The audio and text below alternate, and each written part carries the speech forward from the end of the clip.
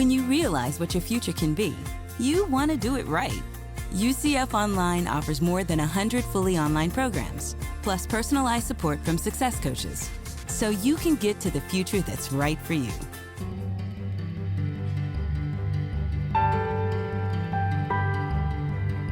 From the University of Central Florida's Center for Distributed Learning and the University of Louisville's Delphi Center for Teaching and Learning, I'm Tom Cavanaugh.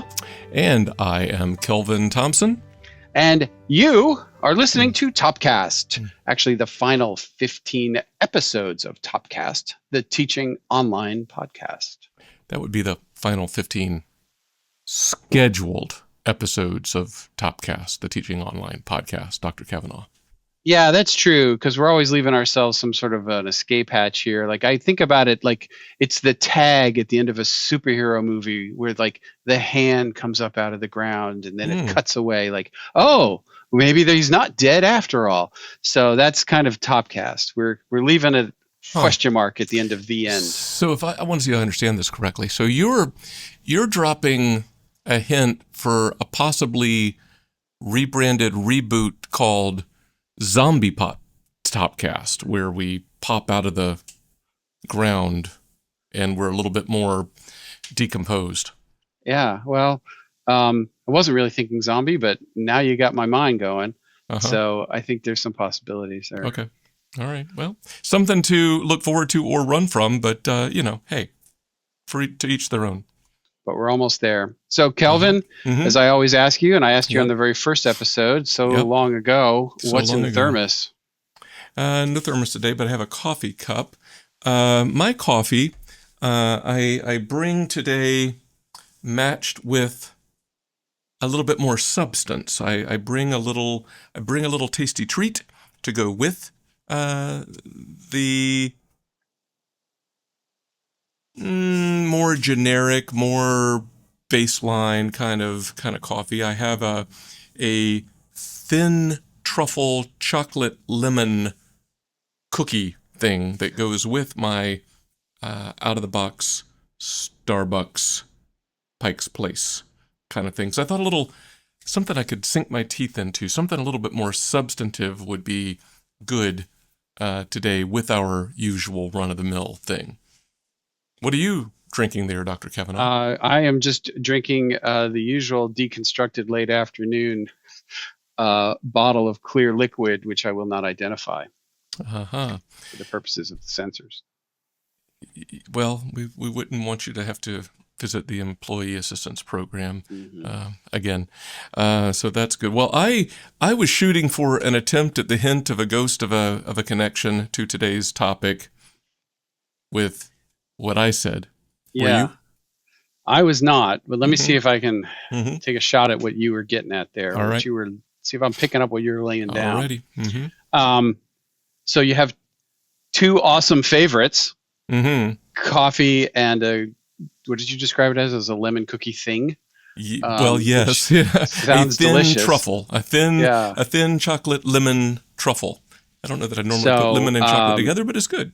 We have two favorites on the show, both returners today. Yes. So I don't know. Is that something?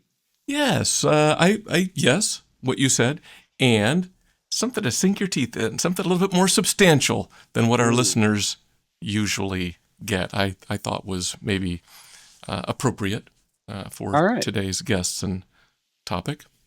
Cool. Well, you want to bring our listeners and viewers up to speed on just what the heck we're talking about? I mean, they've been waiting for that for 10 and a half years, Tom. What exactly are they talking about? Yeah, that's right. Well, dear listeners, as part of our sprint to the finish line, as we get closer to the Topcast finale of episode number 200, this is the second in a 3-part mini-series. Today's episode will feature a mini panel of notable community members speaking with us about another key topic that is a structural pillar in our online and digital education work. As you might recall, we're calling this little mini-series our Pillar Panel mini-series, and today's Pillar Panel topic is research and evidence-based practice in online and or digital teaching and learning, a very sink your teeth into it substantive topic, I might add. Yes. Well, of course, depending upon who you're talking to. And we're fortunate that we've got a couple of people who can sink their teeth into it. We're very lucky today to have two returners to the podcast live, kind of in the virtual studio to discuss this topic. Dr. Tanya Joosten and Dr. Patsy Moskal. Welcome to you both. So Dr. Tanya Joosten is a senior scientist, the director of digital learning research and development, and co-PI and co-director of the National Research Center for Distance Education and Technological Advancements, also known as DATA, at the University of Wisconsin-Milwaukee. Dr. Joosten works to support student success and access through identifying key research-based practices, learning, instructional, and institutional practices, with a particular attention to students who are first-gen, poverty-affected, racially minoritized, and or impaired or disabled. She has authored numerous articles, chapters, and encyclopedia entries on human and social interactions and digital learning, and she often writes invited blog posts and magazine articles for organizations such as EDUCAUSE, WCET, Inside Higher Ed, and more. Tanya has a scholarly background in the social sciences and holds a PhD in communication from the University of Wisconsin-Milwaukee. Welcome, Tanya. Welcome back. Hi, guys. And our second guest is Dr. Patsy Moskal, and Dr. Moskal is the Director of Digital Learning Impact Evaluation for the Research Initiative for Teaching Effectiveness at the University of Central Florida. You might have heard of them. Since the mid-1990s, she has conducted groundbreaking work in studying and sharing insights from the institutional and faculty practice of effective online and digital learning. Dr. Moskal specializes in statistics, graphics, program evaluation, and applied data analysis. She has extensive experience in research methods, including survey development, interviewing, and conducting focus groups, and frequently serves as an evaluation consultant to school districts and industry and government organizations. She has also received funding from several government and industrial agencies, including the National Science Foundation and the Alfred P. Sloan Foundation. Patsy Moskal holds an EDD in curriculum and instruction from the University of Central Florida. Both of our guests, we should note, are prolific as writers and speakers and in service to our broader higher education community. Both are fellows of the Online Learning Consortium, and both, as Tom noted, are returning guests with prior Topcast episodes available in our show notes, so you can go back and listen to them again. And I think that's about it. So, as Tom said, welcome both of you. Yeah, we're so glad that you're here after those very impressive introductions. I'm afraid that's all the time we have today. Nice talking to you guys. Thank you so much for having us. So, good luck with this podcast thing that you're doing here. So, as you both know, we do bill this show as kind of a collegial conversation about online and blended digital learning and teaching conducted over a shared cup of coffee. We are nothing if not alliterative.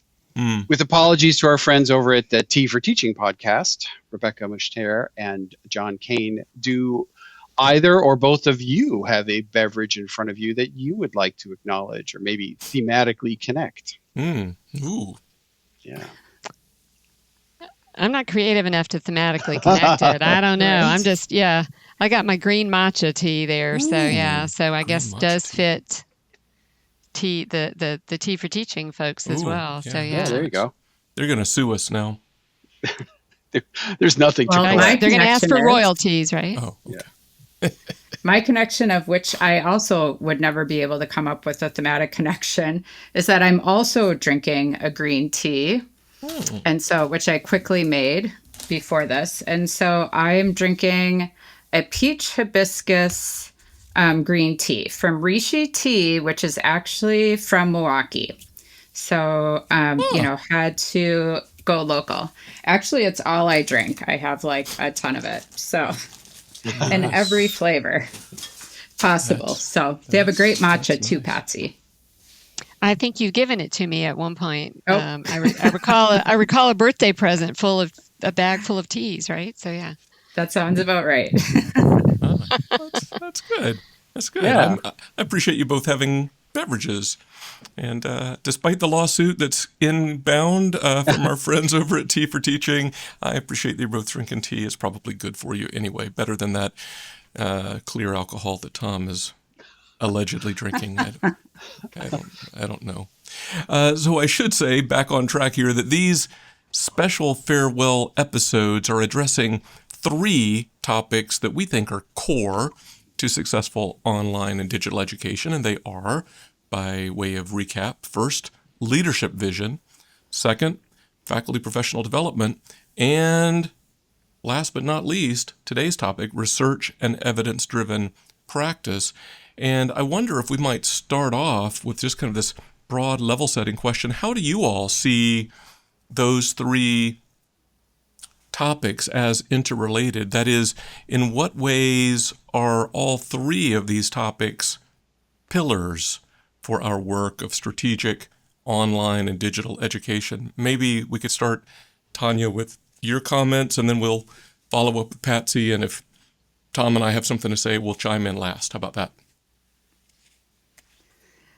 Well, yeah, I think for a lot of us in the field, and for hopefully all of us that do research in online education, we know that the research that we're doing and the findings that we come up with are going to inform practice. And so we talk a lot about the cycle of research to practice and practice to research. So our research should be driven also by what are the problems of the field that we're dealing with, what are the things we need to know in order to have more effective practice, and those sorts of things. So, for example, if I do research and it tells me if I design my course a certain way, I'm going to be able to improve students' experience, improve, the outcomes.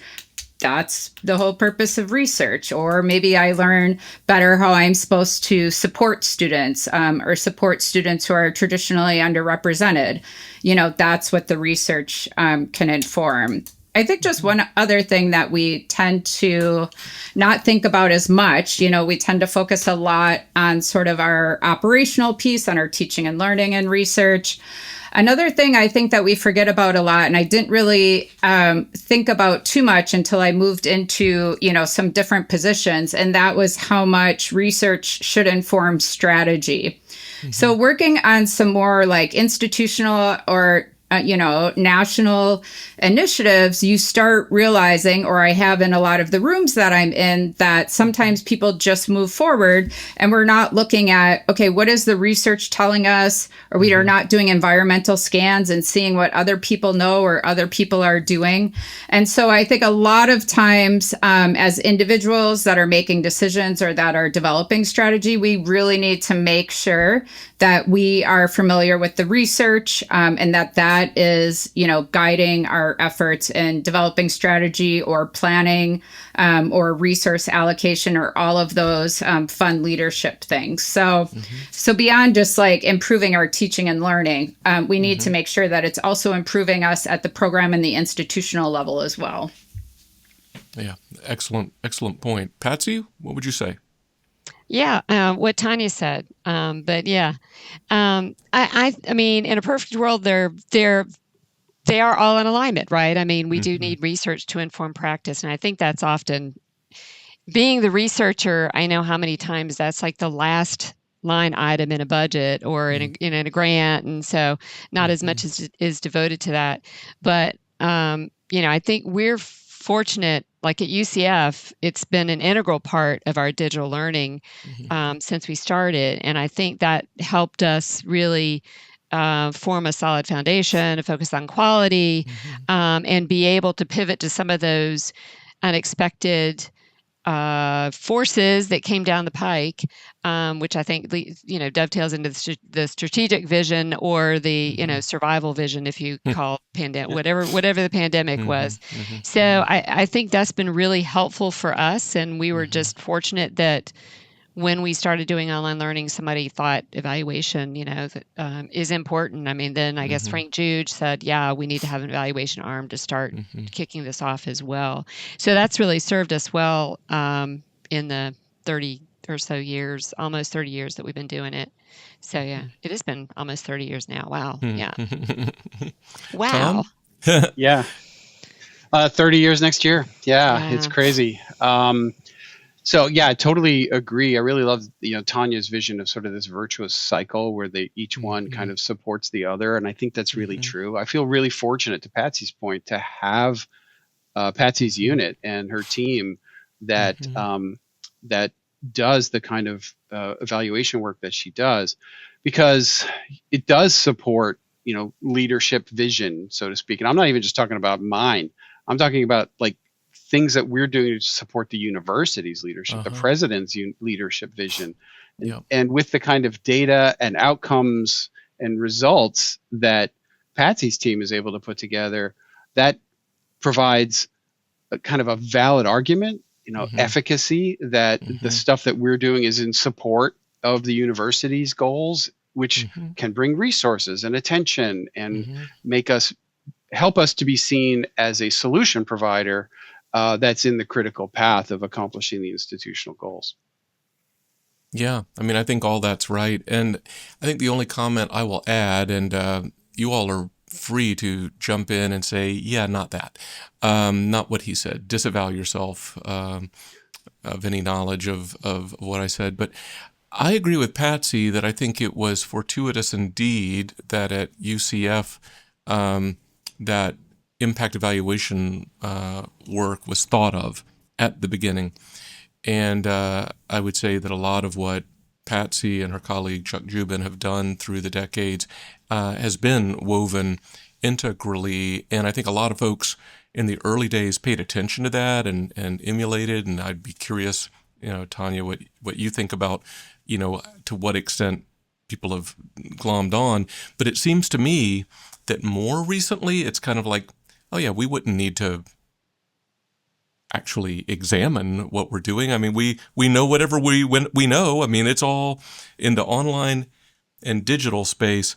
It's all coasting now, right? We've got momentum. We're just doing the thing. Why do we need to explore it anymore? So I'm taking you down a rabbit trail a little bit, but do you all see a backing away from this nationally or internationally? I'm curious. I mean, from my perspective, I think there have always been people who made decisions without research, and that, what? That can't be right. Yeah, without research-based, findings to support whatever it is. But I think in many ways, education has always been in a state of turmoil or flux. We always have peaks and valleys and the next crisis. So I feel like, and maybe that's because I'm coming from the research side, there's always a need to have the data to support whatever the issue is now. I think right now we're in a cycle where there's a lot of upheaval and things are changing, and there's a lot of changes across campus and across courses.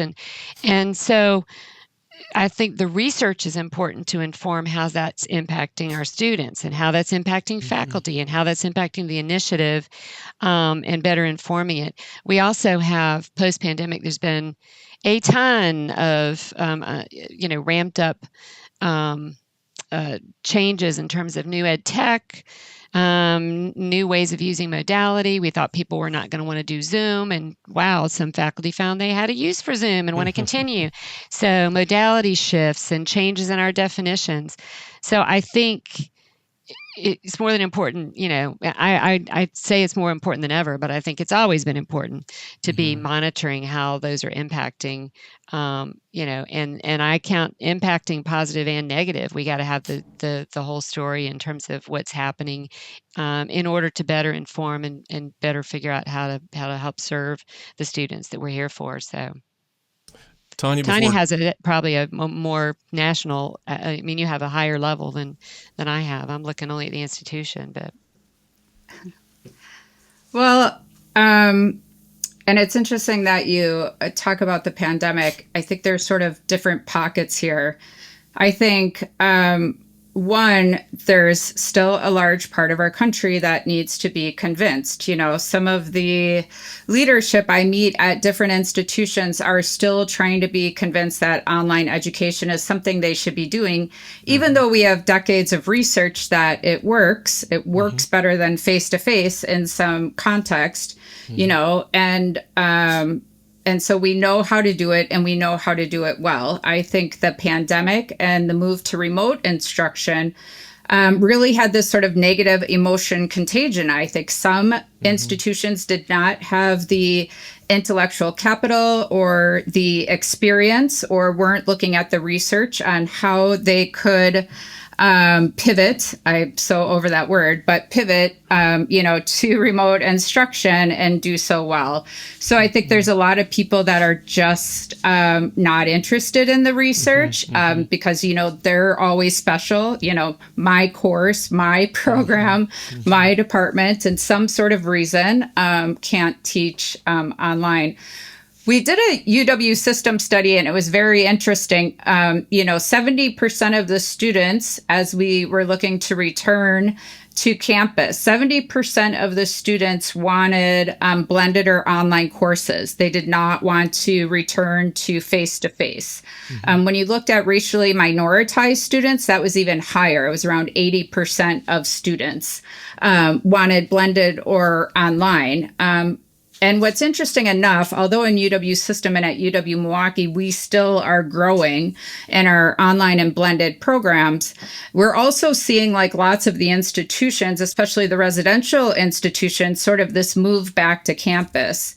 Now, we knew from our research that students wanted to come back to campus, and not because they wanted to fill lecture halls, because they wanted to connect with each other, better connect with their faculty members. That's really what it was about, is having that connection. And so in institutions, though, we tend to sort of start filling the lecture halls again, which isn't necessarily an effective way to teach. But also, higher ed has an economic model. Bringing students back to campus makes money. We make a large amount of income on our dorms and residential housing, on, food services, on parking, and those sorts of things. If you look at a lot of the large Research One institutions, it would be almost impossible for them to operate without these on-campus, sort of generators, revenue generators. I don't know if anyone has revenue these days, but revenue generators on campus. So why we would think like people are using research, we've been doing it for decades. They're letting the research guide their strategy or their decisions, or definitely, informing their faculty how they should be designing courses, and those sorts of things, different instructional approaches they should be using. But I don't know if that's necessarily the case. I think, as Patsy said, the pendulum swings, we always say around here. And so as much as you would have thought like that, the pandemic really opened the door for us to move forward, even in bigger strides. That's, it's not necessarily the case for institutions and for institutional leadership. Thank you both for indulging that digression. I think maybe, Tom, we've laid a little bit of groundwork pointing in your direction. Why don't you take it away? Yeah, I think you have sort of both touched on that, because you were talking about sort of like successes and challenges, specifically kind of related to the pandemic, but maybe looking a little more broadly. So like, without naming names, unless you want to use a good example, which it's okay, I think probably to call out somebody's name. What sort of successes and maybe misses have you seen across higher education in institutions where they've either tried to unsuccessfully or successfully integrate research and evidence-driven practice effectively into digital learning? Like, what have you seen that works well, and when does it not work so well? And maybe, Patsy, we'll start with you. Yeah, I would never name names, because I never know when I'm going to have to work with somebody at another university. But I mean, I think one of the things that has served us well, and I think it helps those of us who are research focused and who read the reports and look for data, is the the longitudinal studies. So, not just the one-off doing a pilot and it, one and done, but really having the data that tracks students or whatever metric you're looking at, but students, success rates and across different contexts, and really tracks that. And then if you have a pandemic or you have an issue with cuts to funding or changes in modalities or whatever it is, you have some baseline to be able to use. One example, simple example, just recently that we found is we had one of the things I monitor is our student perception of instruction. So it's the student ratings form that is done every single semester, right? And this is high stakes for faculty because it's used in promotion and tenure. We also use it. It's one of the metrics we report for like U.S. News and World Report data. And in monitoring that over time, I noticed a drop. There's a real drop in our response rates. And someone has decided like they made a change in how that is deployed. So students are now allowed to just skip it. And apparently they're skipping. So, but over time I could look at that and actually show that data and present it to someone. So now it's like, okay, we know there's an issue. How do we get more? Because, the student voice is really important, I think, in what we do. And if we lose a lot of that context, that is more damaging than just something that's used for promotion and tenure. I think it's really important for looking at our courses and how they're doing. So I think that's the success is having that long-term data and being able to look at it. I think there's a lot of misses. One thing is, the one-offs that I mentioned. So not really aligning it to practice. I think Tanya mentioned, I think it's important it has to be aligned with what you're doing in your institution. Having studies that don't have any follow through or dissemination, and then maybe disconnected from practice. I mean, if it's not helpful if it's not some data that I can actually act upon, is it really going to help inform what we're doing in practice? So I think those are just some quick things. Yeah. Yeah, those are great. I have some thoughts, but I'll wait. Tanya, what do you think? Some examples of some stuff that you've seen work across the country, and I'm sure you've been exposed to some stuff through data, or some stuff that maybe hasn't worked. Yeah, I just was thinking you might want to go before I completely derail us into a different direction.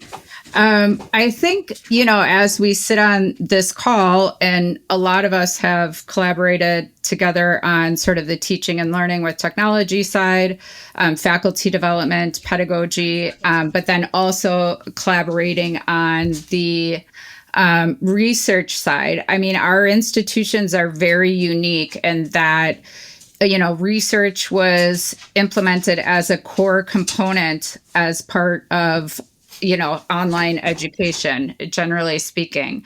And so it was very interesting because, we started research at the University of Wisconsin-Milwaukee because I was a researcher in part. I was a scholar, a social scientist. And so when we were making decisions about things in what was called the Learning Technology Center, which is faculty development for, teaching blended online and those sorts of things, or even using the LMS, I consistently was like, oh, we need to do the research. We need to understand the student experience with the learning management system.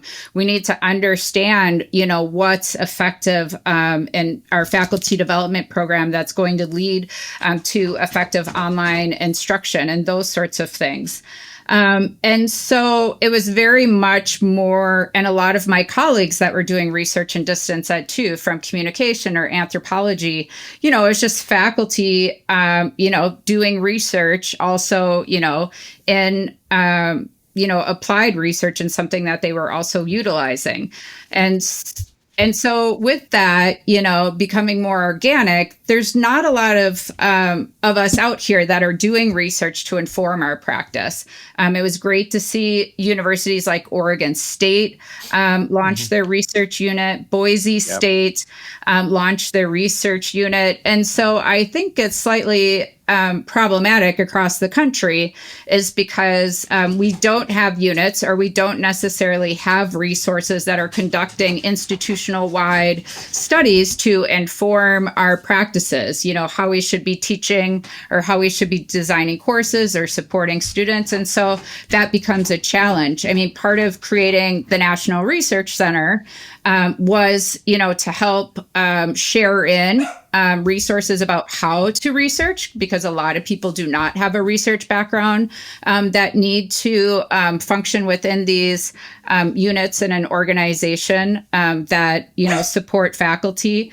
And then, I think the other thing is, everyone has, different budgets, right? So we don't necessarily at the University of Wisconsin-Milwaukee have a budget for a research unit.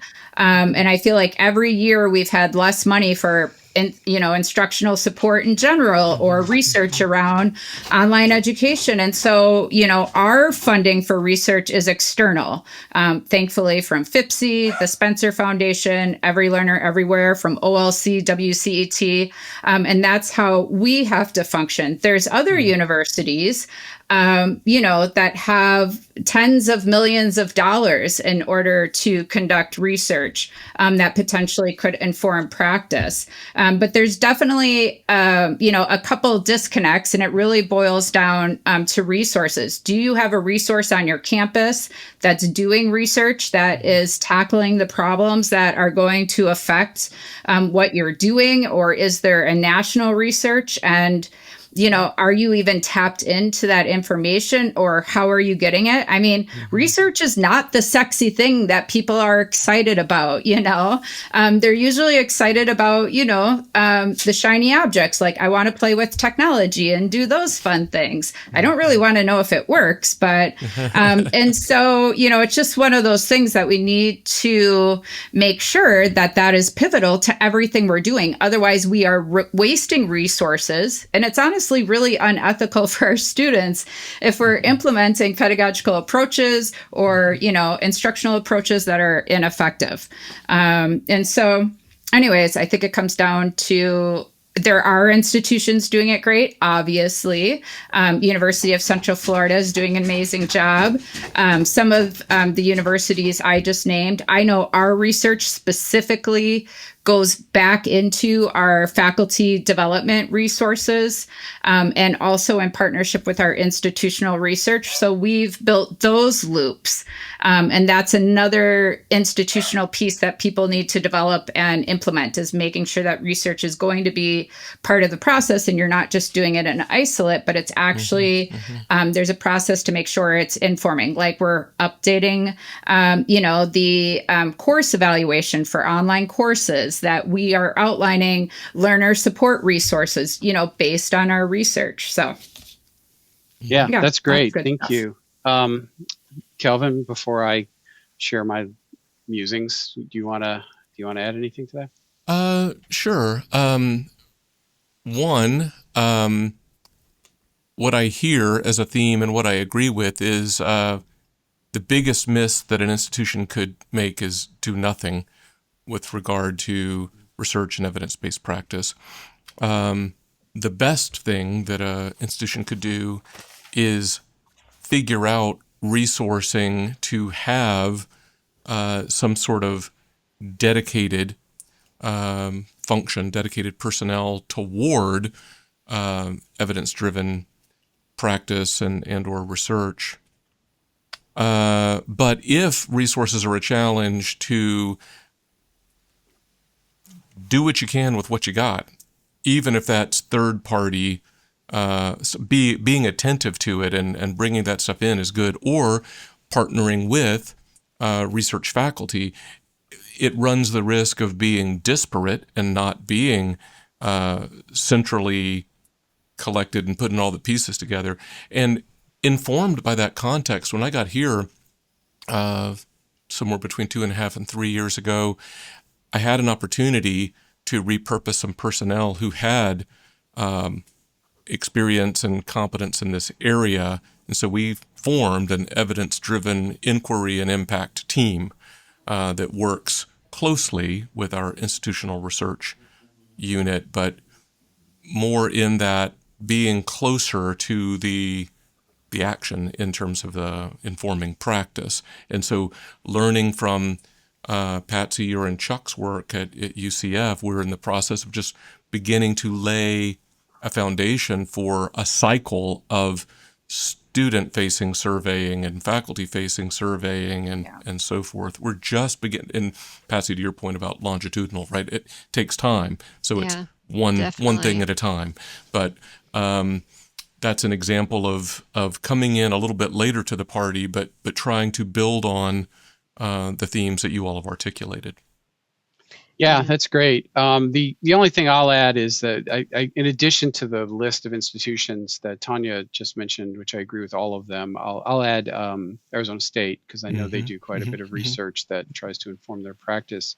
And the only one I'll add as far as like a miss, and this is driven more by our good friends in the vendor community, but sometimes it drives what we measure on campus. Too often, I think we're measuring the wrong things. Like we're measuring stuff that they care about. Like when it comes to like adoptions or surveys on how well you liked using this tool. And that's all interesting, right? But what I care about, Patsy will tell you, we're always talking about this, is like, did the students' grades improve?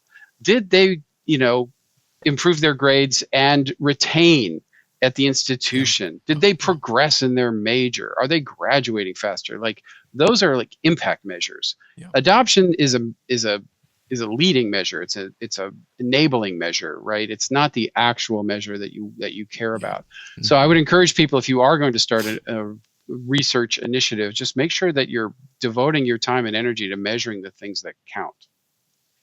And I would suggest that vendors, if you have data, make sure it's accessible to researchers. So that's one of the big complaints is we do a lot of, doing a lot of pilots. There's a lot of vendor applications, and you can't always get, or you can't always easily get any kind of data out of that to be able to look at metrics on is it making a difference in a specific student's interaction with the course.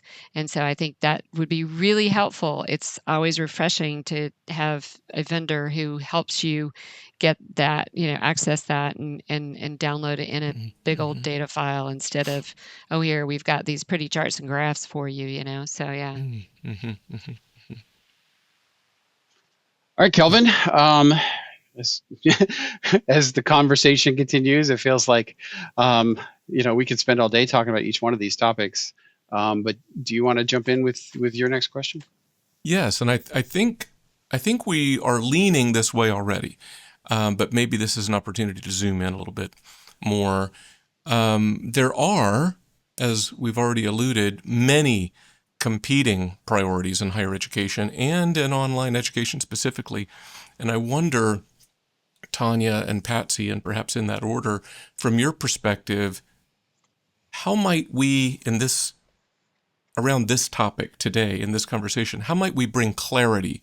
What do you see as, maybe we'll say, essential principles or more timeless practices to embrace in aligning digital learning initiatives with evidence-driven practice and or research? I think we're touching on some things, but maybe we'll zoom in a little bit more. Tanya, why don't you start, and then we'll go over to Patsy. So I think, all of us are aware of resources. And I didn't realize when I said tens of millions of research dollars, everyone didn't know I was talking about ASU. I was like, oh, of course I was. Because there's only one, right? Right. And I went yeah, I'm like, who else is, every day I'm like, oh, another $25 million grant. That's great. And I went there 25 years ago, and it wasn't necessarily like that then. I mean, they had leadership that came in that allocated resources towards an effort, to make ASU what it is today. I think really creating that organizational culture around, research and innovation is super helpful. Now, we're talking about building clarity. And it just makes me think of our, quality indicators that we created. And clarity wasn't one necessarily you saw previously. And it's one that snuck up on us because it came out in a factor analysis we did. It was this new factor that had revealed itself. And it overlapped with a lot of the other components that we see in the traditional quality rubrics and quality indicators that are out there. Which is an example of the fact that so much is out there, right? Quality Matters has rubrics. University of Central Florida has rubrics. I believe Topcast has several discussions about quality. SUNY has Oscar. I mean, there's so many out there. California system has and so it's hard to point to just one. There's also ones that are more specific to, how we support our students and support students who are racially minoritized or poverty affected or traditionally underrepresented and, more specific to content and media and that sort of richness. So sort of, again, not answering the question you're asking me, where what are the resources? Because I believe you have to, first of all, have that organizational culture and those, and that sort of push to go out and find the resources. I think they exist with key institutions across, the country. I think the big thing comes, and I remember, they brought us to the White House for this convening in 2016 to talk about low cost solutions to improve digital learning. And so one of the big things was the fact dissemination. There's tons of stuff out there, but how do we get it in the hands of institutional leaders? How do we get it in the hands of folks that are doing and supporting the teaching and learning? And so, I think that's a really key aspect there is not necessarily are there key pockets, because especially after the pandemic, everyone's got a quality rubric. But I think it's, how do we help organizations make sure that culture and that that their organizational culture embraces research and that they have implemented the research to practice to research cycle.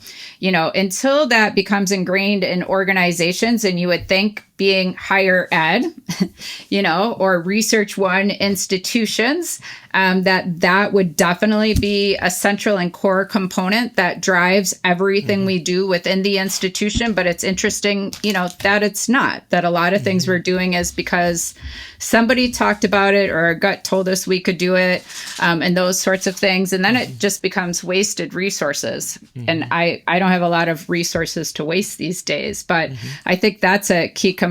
Just like you all have this decade of amazing information out here that you've been podcasting. But, everything we knew a decade ago is new for lots of people today. Yeah. So, how do we, curate and aggregate that decade of that knowledge, that intellectual capital that you all were able to harness into something that we can get in the hands of everyone, like a book, hint, hint. So, you guys could very well co-author a book, based off of this. And you guys really were researchers out there, you were doing interviews, you were doing sort of, this qualitative data collection that you probably didn't even necessarily think of it that way or position yourself as researchers. But anyway, so I think if there were better ways that we could package and disseminate things, like you guys writing a book, about your Topcast knowledge that you've gathered, that would be one key way to get that out.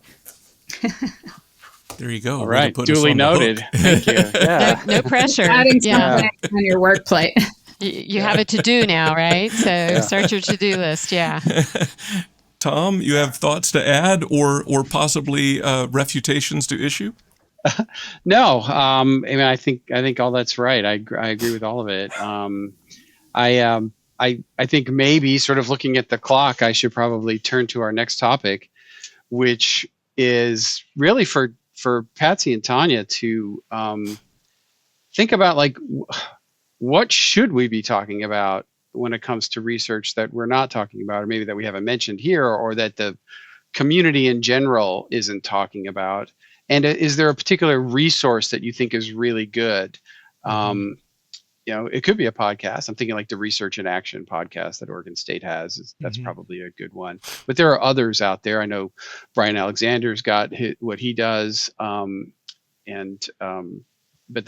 kind of leaning on podcasts here, probably unnecessarily. So what are we not talking about? What should be included that isn't? And is there a good resource out there that you would recommend folks that are interested in this topic? So Patsy, maybe we'll start with you. Yeah, I'm kind of taking it because Tanya took it in a different direction. So I'm going in a different direction because I think some of the context we've talked about has been looking at, big research arms and how institutions should have them, which is definitely true. I think I do think it needs to be contextually relevant to your institution and what's going on, because we all have we serve different students and our student bodies are different and everything like that. But one of the big questions that I get from a lot of folks when I talk about what we do and we show the longitudinal data that has 1 million data points and people get, bug-eyed and like, how do you do that? We can't do that. Because I think, to Tanya's point, research is often overlooked, but I think it's partly because of the money issue, right? I mean, we only have so much money in the budget and we're so busy implementing or integrating all this stuff and creating the courses. You got to create the course before you can evaluate the course. And so all that takes money. And so evaluation kind of tends to be the tail end. That's not really a good principle. It should be, should be part of the lead. But one of the things I say to folks is, you may not have the money for a unit like we have in our institution, but you do have folks across your campus that know how to do research, connect with, and this is, this can be faculty, this can be, folks in psychology, sociology. I mean, people who have a background in research methods, look for whoever teaches there's numerous in the business college. There's different people who teach, research methods, statistics, and everything. And so piggyback on what you do have. And then there's an awful lot of data that you have that is kind of readily available. So, you have a student information system or somebody who's in charge of the data that is the student transcript and the, demographics and their grades and all that. So you have that already collected. I would bet money most institutions, most people listening, have some form of a student ratings form, which is a surrogate for student. And I think the student and faculty voice is really important in everything we do. I mean, nothing can make an initiative fail like not having faculty on board, and not having students, not having the student voice can actually equally cause harm, because they're, if they don't have the ability to interact with whatever, they don't have the technology or, whatever it is, maybe they work full time or whatever, and we're trying to tell them they have to come to campus for a certain time or have to do a Zoom session at a certain time. So I think look for pockets of where you do have, people who can help you and data that you can use to form some of these messages. And I just think it may be small, but small is better than nothing, right? Yeah. So, and I do think siloed doesn't work. It has to be something that is shared with other people. It has to be part of the initiative, and it has to be, it has to go up the chain. So it really has to be integrated into the fabric of what you're doing. But part of what we've done is, Scholarship of Teaching and Learning with faculty. And I think a perk is I think it's important if you can encourage and reward and foster that on your campus. I think it really helps both not just the campus context, but the discipline context as well. So faculty are able to share successes across discipline and work together towards, a common research topic. So I think that's one of my, my advice I give to folks when I talk about research, because a big complaint is, well, I can't do that. I don't have the budget and I don't have the people to be able to do that. So do what you can. Yeah. Cool. Tanya, any thoughts from you? I mean, you could take it in any direction you want, but if you want to talk about, like what's missing from what we've been discussing, or a good resource for folks. Patsy's right on. It's interesting. So many times we were doing research and we didn't even have time to disseminate it in any form. I probably have 100 studies that we've never published because we just don't have the time or the resources to push them out. Luckily, we can do some presentations on them. Those tend to be quicker, but even still, there's just a lot of untapped knowledge. I definitely agree with Patsy's sort of start, where you are, or try to do a little. But we had some issues with some of the organizations. Like SOTO is a great organization, but they wouldn't necessarily fund things that related to technology, or POD wasn't necessarily too hip on technology. So it's nice to see those initiatives and organizations develop a little to focus more on technology and pedagogy. I think, obviously, a resource I'm aware of is the data research toolkit that we put together. And the primary idea behind that is because, I obviously teach graduate research methods and quantitative and qualitative and those sorts of things, but not a lot of people have the same research background that understand how to design research, in online education or in innovation initiatives, or to carry it out. And so that was supposed to be a resource that simplified, pretty much what I would teach in a graduate course, but sort of was just what you needed to get something off of the ground. And so as Patsy talks about, try to get something started wherever you can. You can download, WCET funded the most recent, and Every Learner Everywhere, the most recent edition of the Data Research Toolkit. And so feel free to download that. It's got different tools and so forth that can help you. But definitely, we are talking about this dissemination issue again, right?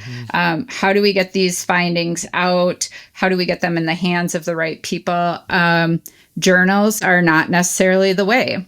And so it's interesting, even as an author, when you look at your journal hits or what were popular and so forth. I have an article on online readiness in the American Journal of Distance Ed. I was told it's the third most downloaded article ever in the history. Wow. Maybe it's the second by now. It's very interesting because other journals turned down that article. But the article was super critical to practice. I believe it was very sound methodologically. And so there's gatekeepers that make it very trying. I think also not everyone can read research. So, that's why at Data, we sort of developed research briefs, or we have, I really miss EDUCAUSE having their, research quarterly. And so again, how, can we create more mechanisms that make research more approachable? Did you want me to get on my soapbox and talk about it more? Because I can. No, I think that's awesome. Yeah, thank you. Appreciate it. And who knows, maybe after this podcast, it'll be the most downloaded article there you go. Based on the publicity. So, that was fantastic. Kelvin, you want to maybe give us some last words and bring us in for a landing? I will attempt a brief summary, which, I don't take lightly because I don't do pithy, as you know. Maybe we'll say that ensuring that our digital education work actually benefits the students it serves is imperative, and cultivating research and evidence-driven practices within our institutional initiatives is essential to future success. How's that? Yeah. That's Perfect. That says it all. Yeah. Well, awesome. Thank you so much to our two esteemed pillar panel guests, Tanya and Patsy. It's been a pleasure having you back on the show, and I can't think of two better people to help us sort of wind up the final 15 episodes of Topcast. So thank you. Well, thank you for inviting us, and I think you guys have done a service. Tanya's right. I mean, over how many are you on now? What is this? This will be like 190. Yeah, I mean, something. That's a lot of lessons learned being shared with others. I think that's been a real service to the community, and I think it's it is important to get all these messages out there. So yeah, awesome. Thank you. Yeah, great. So until next time, for Topcast, I'm Tom. I'm Kelvin. See ya.